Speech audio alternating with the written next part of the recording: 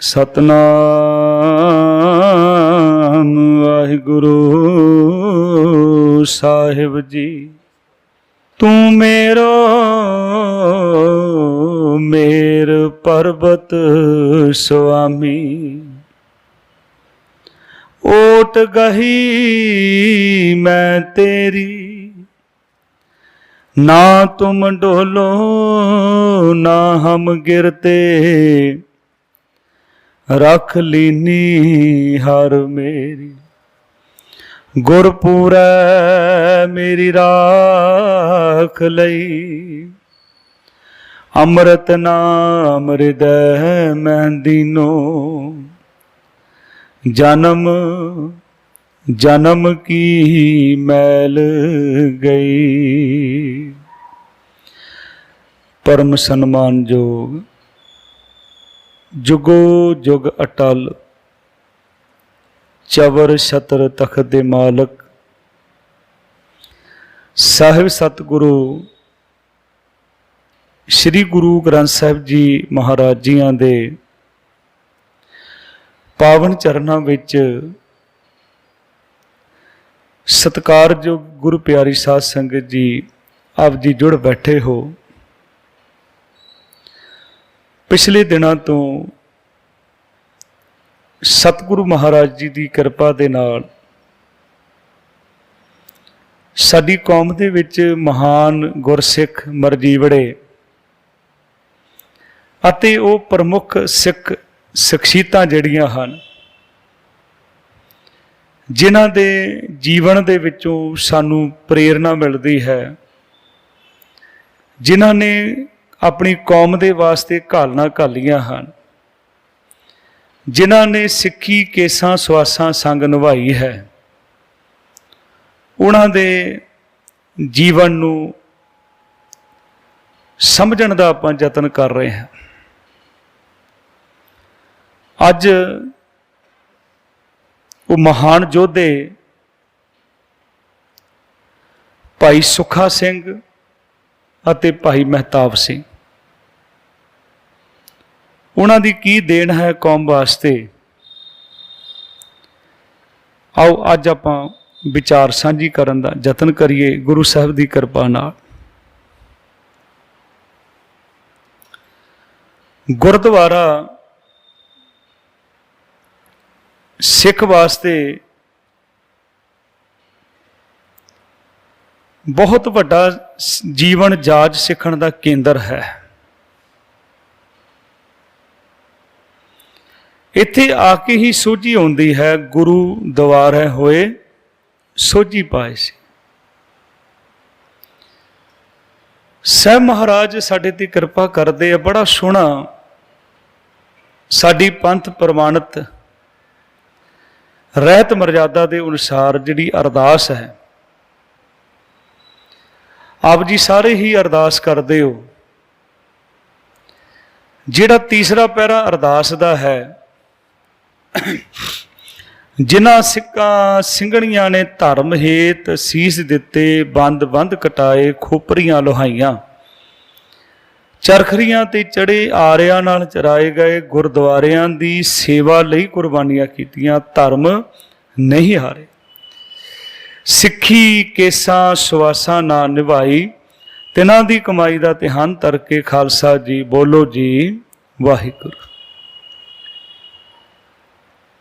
पुरातन गुरसिखां दा एक बहुत वड्डा जीवन सी। अज भी हन गुरसिख, ऐसा नहीं है, पर बहुतात अज असी भुलते जा रहे हैं, अपने इतिहास नूं भुल रहे हैं, अपनियां रवायतां नूं भुलते जा रहे हैं। तुसीं बहुतात विच देखिया होएगा, जदों असी मिलते हैं आपस विच, परिवार दा की हाल है, कारोबार दा की हाल है, वो जिहड़ा काम शुरू कीता सी उहदा की हाल है। पर पुरातन जिहड़े सिंह सन गुरु प्यारिओ, जदों मिलते सी वो घर की गल नहीं करते सी, वो फसल की गल नहीं करते सन, वो गल करते सी भी अपने गुरधामां की गल करते सन, भी अपने गुरधाम किस तरह हैं। 17वीं सदी जिहड़ी है ਸਿੱਖਾਂ ਦੇ ਉੱਪਰ ਕਹਿਰ ਸੀ, ਕਹਿਰ। ਖਾਸ ਕਰਕੇ ਜ਼ਕਰੀਆ ਖਾਨ ਦਾ ਜਿਹੜਾ ਸਮਾਂ ਸੀ ਉਹਦੇ ਵਿੱਚ ਬੇਅੰਤ ਸਿੱਖਾਂ ਨੂੰ ਸ਼ਹੀਦ ਕੀਤਾ ਗਿਆ, ਔਰ ਸਿੱਖਾਂ ਦਾ ਖੁਰਾ ਕੁਝ ਮਿਟਾਉਣ ਵਾਸਤੇ ਫਿਰ ਸਿੱਖ ਜਿਹੜੇ ਆ ਪੰਜਾਬ ਦੀ ਧਰਤੀ ਨੂੰ ਛੱਡ ਕੇ ਜੰਗਲਾਂ ਦੇ ਵਿੱਚ ਵੀ ਰਹੇ, ਪਹਾੜਾਂ ਵਿੱਚ ਵੀ ਜਾ ਕੇ ਰਹੇ। ਪਰ ਜਿਸ ਵੇਲੇ ਵੀ ਉਹਨਾਂ ਨੇ ਆਪਸ ਵਿੱਚ ਇਕੱਠੇ ਹੋਣਾ, ਹੁਣ ਤਾਂ ਅਸੀਂ ਇੱਕ ਰਸਮ ਜੀ ਬਣ ਗਈ ਨਾ, ਅਖੰਡ ਪਾਠ ਇੱਕ ਰਸਮ ਬਣ ਗਈ ਹੈ। ਭਾਗਾਂ ਵਾਲੇ ਆ ਜਿਹੜੇ ਬੈਠ ਕੇ ਆਪ ਸੁਣਦੇ ਆ ਪਾਠ। ਵੈਸੇ ਤਾਂ ਬਹੁਤ ਚੰਗੀ ਗੱਲ ਕਿ ਜੇ ਅਸੀਂ ਸਹਿਜ ਪਾਠ ਕਰ ਰਹੇ ਹਾਂ, ਪਰ ਉਹ ਗੁਰਸਿੱਖ ਜਦੋਂ ਉਹਨਾਂ ਨੇ ਸਮਾਂ ਮਿਲਣਾ, ਉਹਨਾਂ ਨੇ ਫਿਰ ਸਫਰੀ ਵਿੜਾਉਂਦੀ ਸੀ ਤੇ ਉਹਨਾਂ ਨੇ ਫਿਰ ਅਖੰਡ ਪਾਠ ਸਾਹਿਬ ਆਰੰਭ ਕਰ ਦੇਣਾ, ਲਗਾਤਾਰ ਪਾਠ ਕਰਨਾ, ਉਹਨੂੰ ਕਹਿੰਦੇ ਅਖੰਡ ਪਾਠ। ਉਹਦੇ ਵਿੱਚ ਵਿਘਨ ਪਰ ਪ੍ਰਮੁੱਖਤਾ ਰੱਖਣੀ, ਜਦੋਂ ਵੀ ਇਕੱਠੇ ਹੋਣਾ ਤੇ ਅਸੀਂ ਆਪਣੇ ਗੁਰਧਾਮਾਂ ਨੂੰ, ਉਹਨਾਂ ਦੀ ਸੇਵਾ ਕਿਸ ਤਰ੍ਹਾਂ ਕਰਨੀ ਹੈ, ਦੂਰ ਰਹਿ ਕੇ ਵੀ। ਤੇ ਉਹਨਾਂ ਦੇ ਵਿੱਚ ਜਿਸ ਵੇਲੇ ਗੁਰਦੁਆਰਿਆਂ ਦੇ ਵਿੱਚ ਮਹੰਤਾਂ ਦਾ ਕਬਜ਼ਾ ਹੋਇਆ ਜਾਂ ਮਰਜ਼ਾਦਾ ਨੂੰ ਭੰਗ ਕੀਤਾ ਗਿਆ, ਉਹਦੇ ਵਿੱਚ ਸਿੱਖਾਂ ਨੇ ਕੁਰਬਾਨੀਆਂ ਦਿੱਤੀਆਂ। ਗੁਰਦੁਆਰਾ ਸੁਧਾਰ ਲਹਿਰ ਚੱਲੀ, ਹੋਰ ਬਥੇਰੀਆਂ ਲਹਿਰਾਂ ਉਸ ਤੋਂ ਬਾਅਦ ਚੱਲੀਆਂ। ਪਰ ਉਹ ਸਮਾਂ ਜਿਹੜਾ 17ਵੀਂ ਸਦੀ ਜਿਹੜੀ ਹੈ, ਉਹਦੇ ਵਿੱਚ ਸਿੱਖਾਂ ਦੇ ਉੱਪਰ ਬਹੁਤ ਵੱਡਾ ਕਹਿਰ ਸੀ। ਤੇ ਉਹਨਾਂ ਦੇ ਵਿੱਚ ਜਿਸ ਵੇਲੇ ਸਾਡਾ ਜਿਹੜਾ ਸਿੱਖੀ ਦਾ ਕੇਂਦਰ ਹੈ, ਸੱਚਖੰਡ ਸ੍ਰੀ ਦਰਬਾਰ ਸਾਹਿਬ, ਉਹਨੂੰ ਨਿਸ਼ਾਨਾ ਬਣਾਇਆ ਜਾਂਦਾ ਸੀ, ਅੱਜ ਵੀ ਬਣਾਇਆ ਜਾਂਦਾ ਹੈ ਵੀ ਕਿਸੇ ਤਰ੍ਹਾਂ, ਕਿਉਂਕਿ ਉੱਥੋਂ ਇੱਕ ਤਾਕਤ ਮਿਲਦੀ ਹੈ। ਜਿਸ ਵੇਲੇ ਸਿੱਖ ਉਸ ਧਰਤੀ ਤੇ ਜਾਂਦਾ, ਉਹਨੂੰ ਤਾਕਤ ਮਿਲਦੀ ਹੈ। ਪ੍ਰੋਫੈਸਰ ਪੂਰਨ ਸਿੰਘ ਕਹਿੰਦਾ ਸੀ, ਜਦੋਂ ਤੁਹਾਨੂੰ ਦਰਬਾਰ ਸਾਹਿਬ ਦੀ ਯਾਦ ਆ ਜਾਏ, ਦੌੜ ਕੇ ਜਾਇਓ, ਪਰ ਉੱਥੇ ਜਾ ਕੇ ਆਪਣੇ ਕਦਮ ਹੌਲੀ ਕਰ ਲਿਓ। ਕਿਸੇ ਨੇ ਪੁੱਛਿਆ, ਪ੍ਰੋਫੈਸਰ ਸਾਹਿਬ ਤੁਸੀਂ ਕਹਿੰਦੇ ਦਰਬਾਰ ਸਾਹਿਬ ਜਾਓ, ਦੌੜ ਕੇ ਜਾਓ ਜਦੋਂ ਯਾਦ ਆਏ, ਪਰ ਉੱਥੇ ਜਾ ਕੇ ਕਿਉਂ ਆਪਣੇ ਕਦਮ ਹੌਲੀ ਕਰ ਲੈਣੇ ਆ? ਕਹਿੰਦੇ ਉਸ ਧਰਤੀ ਤੇ, ਖਾਸ ਕਰਕੇ ਦਰਬਾਰ ਸਾਹਿਬ ਦੀ ਪਰਿਕਰਮਾ ਦੇ ਵਿੱਚ ਇੱਕ ਨਹੀਂ, ਹਜ਼ਾਰਾਂ ਹੀ ਗੁਰਸਿੱਖਾਂ ਨੇ ਆਪਣੀਆਂ ਸ਼ਹਾਦਤਾਂ ਦਿੱਤੀਆਂ ਹਨ। ਤੇ ਕਿਤੇ ਉਹਨਾਂ ਦੀ ਬੇਅਦਬੀ ਨਾ ਹੋ ਜਾਏ, ਬੜੇ ਸਤਿਕਾਰ ਦੇ ਨਾਲ ਉੱਥੇ ਆਪਣੇ ਪੈਰ ਰੱਖਿਓ ਉਸ ਪਰਿਕਰਮਾ ਦੇ ਵਿੱਚ। ਤੁਸੀਂ ਜਾਣਦੇ ਹੋ ਨਾ, ਸਾਰੇ ਜਿਸ ਵੇਲੇ ਬਾਬਾ ਦੀਪ ਸਿੰਘ ਜੀ ਦਾ ਅਸਥਾਨ ਹੁੰਦਾ, ਮੱਥਾ ਟੇਕ ਕੇ ਆਪਾਂ ਸਾਰੇ ਅੱਗੇ ਜਾਂਦੇ ਹਾਂ। ਜਿਨ੍ਹਾਂ ਗੁਰਦੁਆਰਿਆਂ ਦੀ ਸੇਵਾ ਲਈ ਕੁਰਬਾਨੀਆਂ ਕੀਤੀਆਂ, ਧਰਮ ਨਹੀਂ ਹਾਰਿਆ। ਭਾਈ ਸੁੱਖਾ ਸਿੰਘ ਜੀ ਤੇ ਭਾਈ ਮਹਿਤਾਬ ਸਿੰਘ, ਪਹਿਲਾਂ ਇਹਨਾਂ ਦਾ ਪਿਛੋਕੜ ਜਿਹੜਾ ਜੀਵਨ ਹੈ ਉਹ ਆਪਾਂ ਥੋੜਾ ਜਿਹਾ ਸਾਂਝਾ ਕਰੀਏ। ਭਾਈ ਸੁੱਖਾ ਸਿੰਘ ਦਾ ਪਿੰਡ ਜਿਹੜਾ ਹੈ ਮਾੜੀ ਕੰਬੋਕੀ। ਸੁੱਖਾ ਸਿੰਘ, ਇਹ ਵੀ ਇਤਿਹਾਸ ਲਿਖਦਾ ਕਿ 12 ਸਾਲ ਦੀ ਉਮਰ ਸੀ, ਉਸ ਵੇਲੇ ਆਨੰਦ ਕਾਰਜ ਜਲਦੀ ਹੋ ਜਾਂਦੇ ਸਨ, ਤੇ ਸੁੱਖਾ ਸਿੰਘ ਦਾ ਵਿਆਹ ਹੋ ਗਿਆ। ਹੁਣ ਉਹ ਸਮਾਂ ਇਦਾਂ ਦਾ ਸੀ ਸਿੱਖਾਂ ਦੇ ਉੱਪਰ, ਜੇ ਕੋਈ ਅੰਮ੍ਰਿਤ ਛਕ ਲੈਂਦਾ ਸੀ ਨਾ, ਤੇ ਉਹ ਸਮਝਿਆ ਜਾਂਦਾ ਸੀ ਵੀ ਇਹ ਤਾਂ ਪੱਕਾ ਹੀ ਮਰੇਗਾ, ਸ਼ਹੀਦ ਹੋਏਗਾ, ਕਿਉਂਕਿ ਪੱਤਾ ਪੱਤਾ ਸਿੱਖਾਂ ਦਾ ਬੈਰੀ ਸੀ। ਜਦੋਂ ਅੰਮ੍ਰਿਤ ਛਕ ਕੇ ਆਇਆ ਨਾ ਸੁੱਖਾ ਸਿੰਘ, ਪਰਿਵਾਰ ਦੇ ਵਿੱਚ ਉਹਨਾਂ ਦੇ ਪਿਤਾ ਜੀ ਜਿਹੜੇ ਸਨ, ਉਹਨਾਂ ਦੇ ਕੇਸ ਨਹੀਂ ਸਨ। ਤੇ ਹੁਣ ਉਸ ਵੇਲੇ ਕਿਸੇ ਦੀ ਮਾਂ ਨੂੰ ਕੋਈ ਪੁੱਛਦਾ ਸੀ ਵੀ ਤੁਹਾਡੇ ਕਿੰਨੇ ਪੁੱਤਰ ਹੈ? ਜੇ 5 ਹੁੰਦੇ ਸੀ 4 ਬੋਲਦੇ ਸੀ। ਜੇ ਕਿਸੇ ਨੇ ਅੰਮ੍ਰਿਤ ਛਕ ਲਿਆ ਵੀ ਇਹ ਤਾਂ ਹੁਣ ਗਿਆ ਸਾਡੇ ਤੋਂ। ਤੇ ਸੁੱਖਾ ਸਿੰਘ ਨੇ ਅੰਮ੍ਰਿਤ ਛਕ ਲਿਆ, ਤੇ ਕੀਤਾ ਕੀ ਗਿਆ ਸੁੱਖਾ ਸਿੰਘ ਦੇ ਨਾਲ, ਰਾਤ ਨੂੰ ਸੁੱਤੇ ਪਏ ਦੇ ਕੇਸ ਕੱਟ ਦਿੱਤੇ ਪਰਿਵਾਰ ਨੇ। ਉਸ ਨੂੰ ਬਹੁਤ ਰੋਸ ਹੋਇਆ ਜਿਸ ਵੇਲੇ ਉਹਨੇ ਆਪਣੇ ਸਿਰ ਤੇ ਜਦੋਂ ਹੱਥ ਰੱਖਿਆ, ਹੁਣ ਵੀ ਆਪਾਂ ਉੱਠਦੇ ਹਾਂ, ਆਪਣੀ ਕੇਸਕੀ ਸੰਭਾਲਦੇ ਹਾਂ, ਕੰਘਾਂ ਸੰਭਾਲਦੇ ਹਾਂ। ਉਹਨੇ ਆਪਣੇ ਕੇਸਾਂ ਨੂੰ ਦੇਖਿਆ ਤੇ ਉਹਦੇ ਸਿਰ ਤੇ ਕੇਸ ਹੀ ਨਹੀਂ ਸਨ। ਬੜਾ ਰੋਸ ਆਇਆ, ਦੌੜਿਆ, ਜਾ ਕੇ ਖੂਹ ਦੇ ਵਿੱਚ ਛਾਲ ਮਾਰ ਦਿੱਤੀ। ਪਾਣੀ ਘੱਟ ਸੀ, ਸੱਟਾਂ ਤਾਂ ਲੱਗੀਆਂ ਪਰ ਬਚ ਗਿਆ। ਲੋਕ ਇਕੱਠੇ ਹੋ ਗਏ, ਉਹ ਬਾਹਰੇ ਨਾ ਨਿਕਲੇ।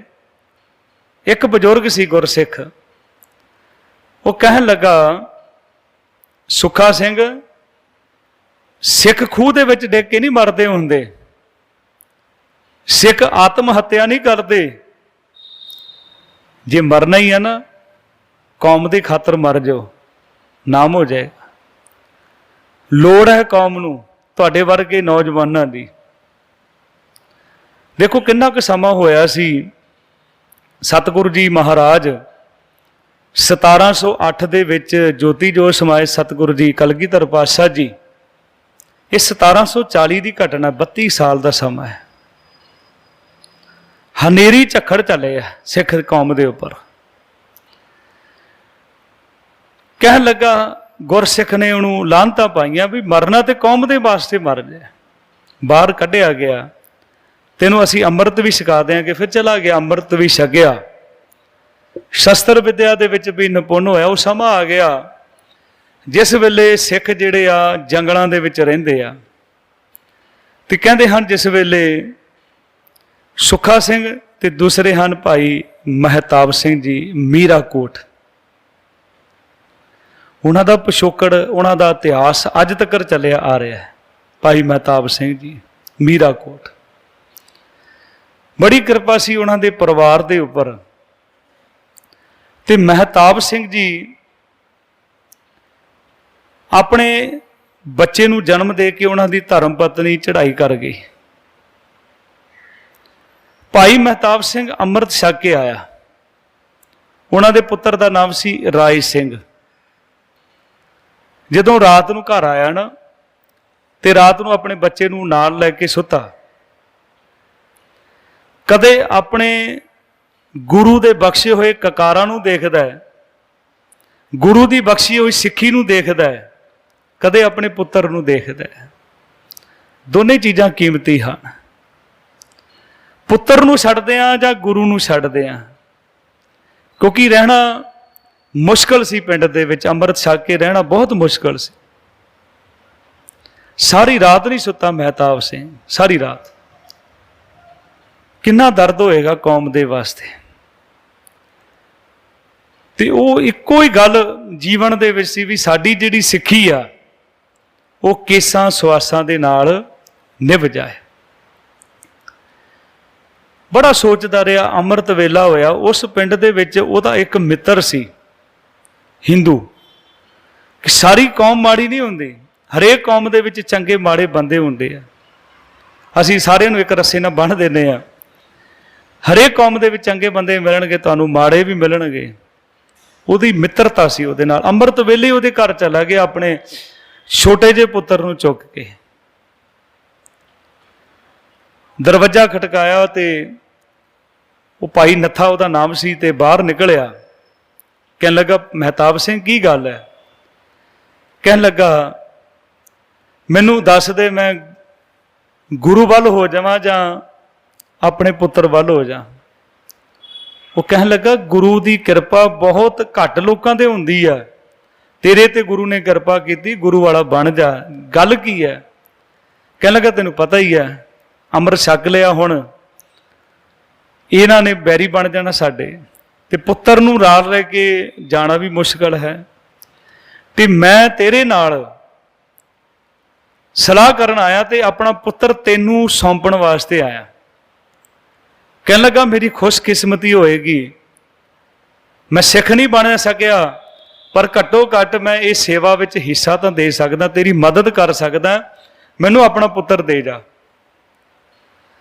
ਤੇ ਜਦੋਂ ਪੁੱਤਰ ਨੂੰ ਪਕੜਾਇਆ, ਕਹਿਣ ਲੱਗਾ, ਦੋ ਗੱਲਾਂ ਹਨ, ਜੇ ਤੂੰ ਸ਼ਰਤ ਮੰਨਦਾ ਤਾਂ ਦੇ ਕੇ ਜਾਵਾਂਗਾ। ਕਹਿਣ ਲੱਗਾ, ਦੱਸ। ਤੁਸੀਂ ਹਿੰਦੂ ਹੋ, ਤੁਸੀਂ ਖਾਨਦਾਨੀ ਪਰਿਵਾਰ ਤੋਂ ਸਾਰੇ ਤੁਸੀਂ ਕੇਸ ਕਤਲ ਕਰਾਉਂਦੇ ਹੋ, ਮੈਂ ਤਾਂ ਤੈਨੂੰ ਪੁੱਤਰ ਦੇ ਕੇ ਜਾਵਾਂਗਾ। ਇਹਦੇ ਕੇਸਾਂ ਨੂੰ ਹੱਥ ਨਹੀਂ ਲਾਉਣਾ, ਇਹਦੇ ਕੇਸ ਕਤਲ ਨਹੀਂ ਕਰਨੇ, कहने लगा मंजूर है, मैं क्यों कटांगा गुरु दे सिख दे केस। क्योंकि जिस समा आएगा लोगों को पता लगेगा कि महताब सिंह का पुत्र है, सूईए जिहड़े आ वो दसणगे सरकार नूं, सिपाही आउणगे ते वो आके इहनूं पकड़न आउणगे, डरी ना, दस देई महताब सिंह का पुत्र है, इहनूं मरन देई, किते ये झूठ ना बोल दे कि मेरा पुत्र जां इहदे केस कतल कर दे। उन्हें वादा किया। भाई महताब सिंह जी चले गए। मैं पहले ही आप जी दे नाल गल साझी कर ला। महताब सिंह जिहड़े सन ते जिस वेले भाई महताब सिंह जी की शहादत हुई, उस तो बाद पिंड दे विच छापा मारिया गया, बच्चा वड्डा हो गया सी ते उन्हें आख्या भी बुलाओ, नत्थे नूं बुला के लियाओ भी उहदे घर उहदा पुत्र है। पंचायत इकट्ठी हुई, पिंड इकट्ठा होया, सिपाही आए आ ते उत्थे झूठ नहीं बोलिया उसने भाई नत्थे ने। कहने लगा हाँ मेरे कोल है महताब सिंह का पुत्र राज सिंह। ते कहने लगा फिर साडे हवाले कर दे। कहंदा मैं की रखना उन्होंने करके अपने कोल लैके की रखना, असीं तां हिंदू हाँ, सानू की सिखां दे नाल। उन्हें उत्थे कुछ बोलिया, सानू की लेना देना सिखां दे नाल, मैं तुहानू लिया देना हवाले, पर मेरी शर्त है नाल मेरे कोई नहीं जाएगा, मैं लैके आउणा, मेरे ते विश्वास करो। ते उस भाई नत्थे ने बहुत वड्डी कुर्बानी दित्ती आ। भाई महताब सिंह के पुत्र राज सिंह नूं लैके अपने घर की पिछली कंध पाड़ के उतों दौड़ गया। काफ़ी देर आया नहीं, उधरों फिर पता लग गया भी कुछ शंका है। सिपाही भज्जे आ, पिंड के लोग भज्जे मगर। महताब सिंह के पुत्र राज सिंह नूं भाई नत्थे ने आख्या बेटा तू हुण चले जा, दौड़ जा, जिन्नी स्पीड नाल दौड़ सकदा, तेजी नाल दौड़ जा, क्योंकि मैं तां हुण जो मेरे नाल होएगा होएगा, पर तू बच जा, मैं वादा किया है। तो भाई नत्थे नूं मार दिता गया। इसके मैं पढ़ रहा सी उस पिंड दे विच 3 गुरुद्वारे, उस भाई नत्थे की याद विच भी गुरुद्वारा साहब। राज सिंह जी वड्डे होए, उन्हां दे पुत्र होए रतन सिंह भंगू, जिहड़े इतिहास के स्रोते आ। उन्होंने पंथ प्राचीन प्रकाश ग्रंथ लिखिया, जिहड़ा इतिहास 17वीं 18वीं सदी का भाई रतन सिंह जी भंगू ने लिखिया। इतिहास साडा बहुत वधिया इतिहास लिखिया, कविता रूप दे विच लिखिया रतन सिंह जी भंगू ने। प्राचीन पंथ प्रकाश उस ग्रंथ का नाम है। तो होर कमाल की गल है, तो ये तो राय सिंह का पुत्र हो गया ना, पोतरा हो गया महताब सिंह का रतन सिंह भंगू। जरनल सुबेग सिंह जी 1984 नूं याद करो, संत बाबा जरनैल सिंह खालसा भिंडरां वालियां दे नाल मोढे दे नाल मोढा साथ देण वाले, क्योंकि उस परिवार दे विचों आ जिन्हां ने गुरधामां दी रखिया कीती है। जरनल सुबेग सिंह महताब सिंह दे परिवार दे विचों हन, अज भी उन्हां दा परिवार है। क्योंकि जिस वेले हिंदुस्तान की हुकूमत ने जरनल सुबेग सिंह दे नाल भी धोखा कीता, तो फिर उसने अपनी कौम की खातर जो ब्योंतबंदी जरनल सुबेग सिंह दी सी, हिंदुस्तान की सरकार के हथ खड़े करा दिते सन। ਜਿਹੜੇ ਕਹਿੰਦੇ ਸੀ 2-3 ਘੰਟਿਆਂ ਵਿੱਚ ਸਫਾਇਆ ਕਰ ਦਿਆਂਗੇ, ਉਹਨਾਂ ਨੂੰ 4 ਦਿਨ ਲੱਗ ਗਏ। ਇੰਨੀ ਬਿਉਂਤਬੰਦੀ ਸੀ। ਬਾਅਦ ਵਿੱਚ ਪਤਾ ਲੱਗਾ ਸੀ ਵੀ ਜ਼ਮੀਨ ਵਿੱਚੋਂ ਵੀ ਗੋਲੀਆਂ ਨਿਕਲਦੀਆਂ ਹਨ। ਇਹ ਸਾਰਾ ਜਰਨਲ ਸੁਬੇਗ ਜਿਹੜਾ ਬੰਗਲਾਦੇਸ਼ ਨੂੰ ਜਿੱਤ ਸਕਦਾ ਹੈ, ਤੇ ਉਹ ਇਹਨਾਂ ਨੂੰ ਕੀ ਸਮਝਦਾ ਹੈ। ਤੇ ਬਹੁਤ ਵੱਡੀ ਕੁਰਬਾਨੀ, ਕਿਉਂਕਿ ਖੂਨ ਕਿਹਦਾ ਸੀ? ਮਹਿਤਾਬ ਸਿੰਘ ਦੇ ਪਰਿਵਾਰ ਵਿੱਚੋਂ ਹੋਇਆ ਜਰਨਲ ਸੁਬੇਗ ਸਿੰਘ ਜੀ। ਤੇ ਕਹਿੰਦੇ ਹਨ ਜਿਸ ਵੇਲੇ ਸਿੱਖ ਜੰਗਲਾਂ ਦੇ ਵਿੱਚ ਰਹਿੰਦੇ ਆ, खास करके बीकानेर का इलाका राजस्थान दे विच, इधर हुण जिहड़ा मस्सा रंगड़ सी, उहदा नाम जिहड़ा मसाल उल दीन, वैसे उहदा पूरा नाम सी, उसनूं इधरला अंमृतसर का इलाका दिता गया। उन्हें अपनी हुकूमत नूं खुश करने वास्ते निशाना दरबार साहिब नूं बनाया, सरोवर पूर दिता गया। और दरबार साहब जिथे अज प्रकाश हुंदा है, पहला भी हुंदा सी, उत्थे उसने अपना तख्त लाया, उत्थे पान खांदा है, उत्थे कंजरियां दे नाच हुंदे आ, शराबां पींदा है, उत्थे बेसवा रखदा है, उत्थे सौंदा है दरबार साहब। ते कोई सिख नहीं बर्दाश्त कर सकता। एक उत्थे दर्शन करने वास्ते कदे कदे सिख आउंदे सन, लुक छुप के भी आउंदे सन। एक भाई बुलाका सिंह करके, उसने जिस वेले इस हालात नूं देखिया, फिर उन्हें सोचा कि जे मैं लड़िया मैं हो जाऊंगा शहीद, पर सिखां नूं खबर कौन देगा? ਜਿਹੜੇ ਸਿੰਘ ਜੰਗਲਾਂ ਦੇ ਵਿੱਚ ਆ ਉਹਨਾਂ ਨੂੰ ਖਬਰ ਕੌਣ ਦੇਗਾ? ਉੱਥੋਂ ਪੰਜਾਬ ਤੋਂ ਚੱਲਿਆ ਰਾਜਸਥਾਨ ਬੀਕਾਨੇਰ ਆਇਆ, ਜਿੱਥੇ ਪਤਾ ਲੱਗਾ ਵੀ ਸਿੰਘ ਇੱਥੇ ਹਨ। ਮੈਂ ਜਿੱਦਾਂ ਪਹਿਲਾਂ ਬੇਨਤੀ ਕੀਤੀ ਆ ਨਾ, ਅਸੀਂ ਅੱਜ ਪੁੱਛਦੇ ਹਾਂ ਭਾਈ ਕਾਰੋਬਾਰ ਕਿੱਦਾਂ, ਬੱਚੇ ਕਿੱਦਾਂ, ਪਰਿਵਾਰ ਕਿੱਦਾਂ। ਪੁਰਾਤਨ ਸਿੱਖ ਪੁੱਛਦੇ ਸੀ ਗੁਰਧਾਮਾਂ ਦੀ ਸੇਵਾ ਕਿੱਦਾਂ ਚੱਲ ਰਹੀ ਆ, ਗੁਰਦੁਆਰੇ ਦੀ ਸੇਵਾ ਕਿੱਦਾਂ ਚੱਲ ਰਹੀ। ਉਹਨਾਂ ਦੇ ਅੰਦਰ ਦਰਦ ਸੀ ਆਪਣੀ ਕੌਮ ਦੇ ਵਾਸਤੇ। ਤੇ ਉਹੀ ਸਵਾਲ ਪੁੱਛਿਆ, ਕਹਿੰਦਾ ਮੈਂ ਸ੍ਰੀ ਅੰਮ੍ਰਿਤਸਰ ਸਾਹਿਬ ਤੋਂ ਆਇਆ, ਦੱਸ ਵੀ ਗੁਰਧਾਮਾਂ ਦਾ ਹਾਲ ਕੀ ਹੈ? ਉਹਦੀਆਂ ਅੱਖਾਂ ਦੇ ਵਿੱਚ ਹੰਝੂ ਸਨ, ਰੋਣ ਲੱਗ ਪਿਆ। ਸੰਭਾਲਿਆ ਸਿੱਖਾਂ ਨੇ, ਕਹਿਣ ਲੱਗੇ ਦੱਸ ਤਾਂ ਸਹੀ। ਉਹਨੇ ਆਖਿਆ ਵੀ ਉਹ ਹਾਲਾਤ ਜਿਹੜੇ ਚੰਗੇ ਨਹੀਂ ਹਨ। ਜਿਹਨੂੰ ਸਤਿਗੁਰੂ ਕਹਿੰਦੇ ਤਾਹਾਂ ਬੈਕੁੰਠ ਜਹ ਕੀਰਤਨ ਤੇਰਾ ਤੂੰ ਆਪੇ ਸ਼ਰਧਾ ਲਾਏ, ਉਹ ਅਸਥਾਨ ਜਿਹਨੂੰ ਕਹਿੰਦੇ ਡਿੱਠੇ ਸਭੇ ਥਾਵ ਨਹੀਂ ਤੁਧ ਜਿਹਾ। ਅੱਜ ਉੱਥੇ ਉਹ ਕਾਰੇ ਕਰ ਰਿਹਾ ਹੈ, ਕਿਉਂਕਿ ਹਮਲੇ ਪਹਿਲਾਂ ਵੀ ਹੋ ਚੁੱਕੇ ਸਨ, ਹਮਲੇ ਬਾਅਦ ਵਿੱਚ ਵੀ ਹੋਏ ਆ, ਅੱਗੇ ਵੀ ਹੋ ਸਕਦੇ ਆ। ਕਿਉਂਕਿ ਜਿਹੜੀ ਅਸਲ ਚੀਜ਼ ਨੂੰ ਲੁਟੇਰੇ ਤਾਂ ਅਸਲੀ ਚੀਜ਼ ਨੂੰ ਪੈਂਦੇ ਆ ਨਾ। ਕਿਸੇ ਤਰ੍ਹਾਂ ਆਵਾਜ਼ ਸਿੱਖਾਂ ਦੀ ਖਤਮ ਕਰ ਦਿੱਤੀ ਜਾਏ, ਸਿੱਖ ਖਤਮ ਕਰ ਦਿੱਤੇ ਜਾਣ। ਇਹ ਸ਼ੁਰੂ ਤੋਂ ਵਿਉਂ ਤਾਂ ਅੱਜ ਵੀ ਚੱਲ ਰਹੀਆਂ। ਅੱਜ ਥੋੜ੍ਹਾ ਜਿਹਾ ਇਹਨਾਂ ਨੇ ਸਿਸਟਮ ਬਦਲ ਲਿਆ ਹੈ, ਸਾਡੀ ਵਿਚਾਰਧਾਰਾ ਨੂੰ ਖਤਮ ਕੀਤਾ ਜਾ ਰਿਹਾ। ਆ ਪਰਸੋਂ ਹੀ ਇੱਥੇ ਪਕੜੇ ਗਏ ਹਰਿਆਣੇ ਦੇ ਵਿੱਚ ਨਿਹੰਗਾਂ ਦੇ ਬਾਣੇ ਦੇ ਵਿੱਚ ਗੰਜੇ, ਅੰਦਰੋਂ ਗੰਜੇ ਸਨ, ਪੱਗਾਂ ਬੰਨ੍ਹ ਕੇ ਕਿਰਪਾਨਾਂ ਪਾ ਕੇ ਘੁੰਮ ਰਹੇ ਸੀ। ਤੇ ਅੱਜ ਵੀ ਅੱਜ ਸਾਡੇ ਪਹਿਰਾਵੇ ਦੇ ਵਿੱਚ ਅੱਜ ਸਾਡੇ ਲੋਕਾਂ ਨੂੰ ਵੀ ਖਰੀਦਿਆ, ਵਿਕਣ ਵਾਲੇ ਬਹੁਤ ਵਿਕ ਜਾਂਦੇ ਆ। ਤੇ ਉਹ ਕਹਿਣ ਲੱਗਾ ਉੱਥੇ ਤਾਂ ਹਾਲਾਤ ਚੰਗੇ ਨਹੀਂ ਹਨ। ਇਸ ਤਰ੍ਹਾਂ ਪੂਰਾ ਹਾਲਾਤ ਜਿਹੜੀ ਆ ਭਾਈ ਬਲਾਕਾ ਸਿੰਘ ਨੇ ਦੱਸਿਆ, ਤੇ ਸਿੱਖਾਂ ਨੇ ਫਿਰ ਫੈਸਲਾ ਕੀਤਾ ਵੀ ਉਹਦਾ ਸਿਰ ਵੱਢ ਕੇ ਲਿਆਓ। ਜਿਹੜੇ ਦੋ ਦਲ ਬਣੇ ਸੀ, ਬੁੱਢਾ ਦਲ ਤੇ ਤਰਨਾ, ਮਤਲਬ ਜਿਹੜੇ ਉਮਰ ਦੇ ਵੱਡੇ ਸਨ ਬੁੱਢਾ ਦਲ, ਤੇ ਇੱਕ ਬਣ ਗਿਆ ਨੌਜਵਾਨਾਂ ਦਾ ਤਰਨਾ ਦਲ। ਦੋ ਦਲ ਉਸ ਵੇਲੇ, ਉਹਨਾਂ ਦੇ ਵਿੱਚ ਵੀ ਜਥੇਦਾਰ, ਉਹਨਾਂ ਦੇ ਵਿੱਚ ਜਥੇਦਾਰ ਭਾਈ ਸੁੱਖਾ ਸਿੰਘ ਵੀ ਜਥੇਦਾਰ ਸੀ। ਉਹਨਾਂ ਨੇ ਆਖਿਆ ਵੀ ਸਾਨੂੰ ਸੇਵਾ ਦੇ ਦਿਓ। ਸੇਵਾ ਦਿੱਤੀ ਗਈ। ਬੀਕਾਨੇਰ ਤੋਂ ਸ੍ਰੀ ਅੰਮ੍ਰਿਤਸਰ ਸਾਹਿਬ ਪਹੁੰਚਦੇ ਆ। ਉਸ ਵੇਲੇ ਰਸਤਾ ਜਿਹੜਾ ਇਤਿਹਾਸਕਾਰ ਲਿਖਦੇ ਆ, ਸ੍ਰੀ ਅਕਾਲ ਤਖਤ ਸਾਹਿਬ ਵਾਲੇ ਪਾਸੇ ਤੋਂ ਰਸਤਾ ਸੀ ਦਰਬਾਰ ਸਾਹਿਬ ਦਾ।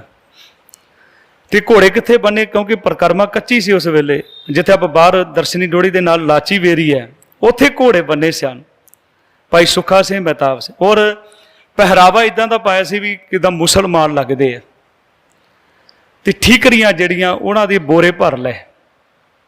ਅੱਗੇ ਭਾਂਡੇ ਹੀ ਚੱਲਦੇ ਸਨ, ਮਿੱਟੀ ਦੇ ਚੱਲਦੇ ਸਨ, ਲੋਕੀ ਸੁੱਟ ਦਿੰਦੇ ਸੀ, ਟੁੱਟ ਜਾਂਦੇ ਸੀ।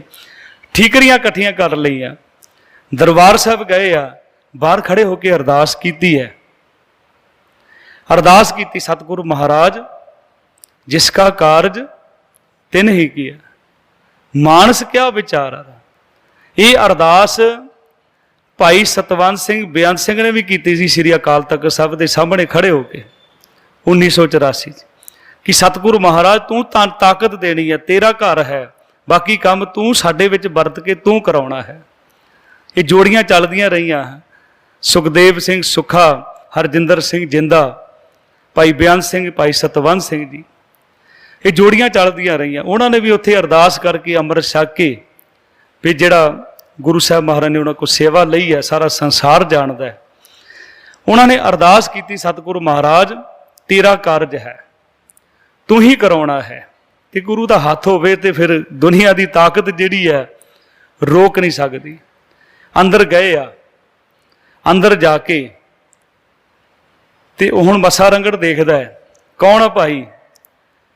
ਕਹਿਣ ਲੱਗਾ ਸਾਡੇ ਕੋਲ ਕੋਈ ਲੈਣ ਹੀ ਨਹੀਂ ਆਇਆ, ਤੁਹਾਡਾ ਮਾਮਲਾ ਦੇਣ ਆਇਆ ਸੀ, ਟੈਕਸ ਦੇਣ ਆਏ ਆ।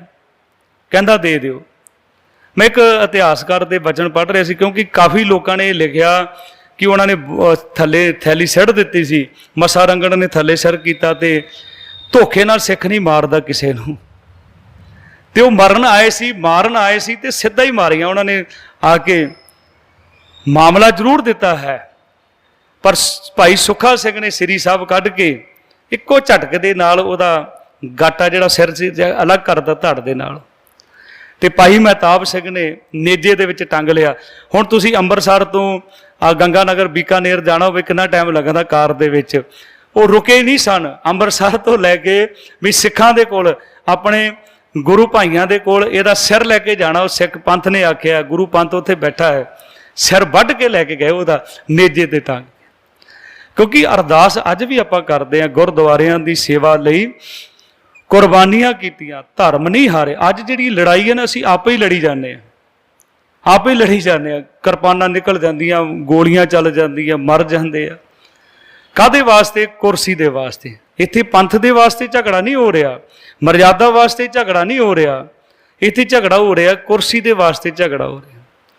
ਬਹੁਤ ਘੱਟ ਲੋਕ ਹੈ ਜਿਨ੍ਹਾਂ ਨੂੰ ਕੌਮ ਦਾ ਦਰਦ ਹੈ, ਕੌਮੀ ਦਰਦ ਜੀਵਨ ਦੇ ਵਿੱਚ ਰੱਖਦੇ ਆ ਤੇ ਹਮੇਸ਼ਾ ਰਹਿੰਦੇ ਆ। ਗੁਰੂ ਸਾਹਿਬ ਆਪ ਹੀ ਸੇਵਾ, ਆਪ ਹੀ ਵਰਤ ਕੇ ਲੈਂਦਾ ਹੈ ਤੇ ਹਰੇਕ ਸਿੱਖ ਜਿਹੜਾ ਹੈ ਪਹਿਰੇਦਾਰ ਹੈ। ਸਿੱਖੀ ਜਿਹੜੀ ਹੈ ਸਾਨੂੰ ਸਤਿਗੁਰੂ ਮਹਾਰਾਜ ਨੇ ਦਿੱਤੀ। ਇੱਥੋਂ ਆ ਕੇ ਸਾਨੂੰ ਇੱਕ ਪ੍ਰੇਰਨਾ ਮਿਲਦੀ ਹੈ, ਗੁਰੂ ਦੇ ਦਰ ਤੇ ਆ ਕੇ ਗੁਰੂ ਦੁਆਰੇ ਹੋਏ ਸੋਝੀ ਪਾਏ ਸੀ।